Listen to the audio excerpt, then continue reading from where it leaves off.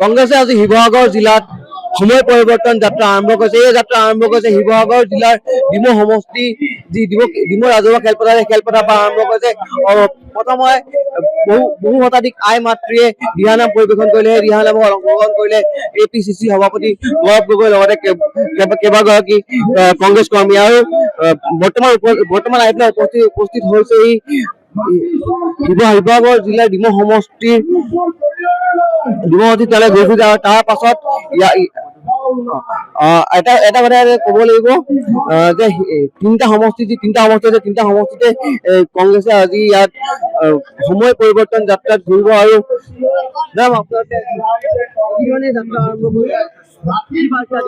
এইটো হ'ল সময় পৰিৱৰ্তনৰ যাত্ৰা। আমাৰ অসম প্ৰদেশ কংগ্ৰেছ কমিটিৰ সভাপতি শ্ৰী গৌৰৱ গগৈৰ নেতৃত্বত আমি অসমৰ ইটো মূৰৰ পৰা সিটো মূৰলৈ আমি এই যাত্ৰা আৰম্ভ কৰিছো। আৰু এই যাত্ৰাৰ উদ্দেশ্য হ'ল যে অসমখন আকৌ নতুনকে সজাই পৰাই পেলাই আমাৰ বৰ অসম যিখন চাওলুং চুকাফাদেৱে স্থাপন কৰিছিলে সকলোকে লগত লৈ উদাৰভাৱে সেই অসমখন এওঁলোকে হিংসা বিদ্বেষ আৰু ঘৃণাৰ বীজ বাষ্প ছটিয়াই এওঁলোকে ভাগ কৰিছে। লগতে ঘৃণাৰ এখন দেৱাল তৈয়াৰ কৰি দেৱালৰ সিপাৰে তেওঁলোকৰ নিজৰ মুখ্যমন্ত্ৰীয়ে নিজৰ পৰিয়ালটো তেওঁলোকৰ সাংগু পাংগু মুখ্যমন্ত্ৰীৰ লগত থকা কেইজনমান মিনিষ্টাৰে অনুবৰ্তে কেৱল সোপে তেওঁলোকে সম্পদ বৃদ্ধি কৰিছে, মাটি কিনিছে, দুৰ্নীতি কৰিছে, চিণ্ডিকেট কৰিছে আৰু চিণ্ডিকেটৰ ধনেৰে সৈতে তেওঁলোকে অসমখন পুঙা কৰি পেলাইছে। গতিকে আমি এইবিলাক সম্পূৰ্ণ পৰিৱৰ্তন কৰি আমি নতুনকে সজাই পৰাই ল'ব পাৰিম। মই কোনো পুত্ৰক দিয়া নাই। পুত্ৰ আমাৰ পৈতৃক ঘৰ সেইখন, মোৰ ককা দেউতাৰ ঘৰ সেইখন। তাতে ল'ৰাই বাহিৰত পঢ়া শুনা কৰি পেলাই কংগ্ৰেছৰ কাৰণে কাম কৰি আছে। তাৰ নামো উঠিছে, দলে এতিয়াও ডিচাইড কৰা নাই।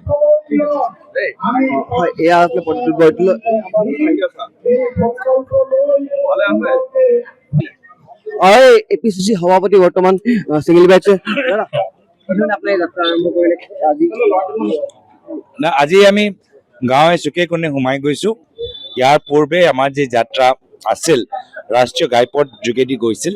এইবাৰ আমাৰ যাত্ৰাটো গাঁৱৰ ভিতৰত সোমাই আমি পথাৰত মানুহবোৰ লগ পাইছো, অংগনবাড়ী কেন্দ্ৰৰ সন্মুখত মানুহবোৰ লগ পাইছো। মই যিখিনি কথা ক'ব লাগে মই ক'লো আপোনাক।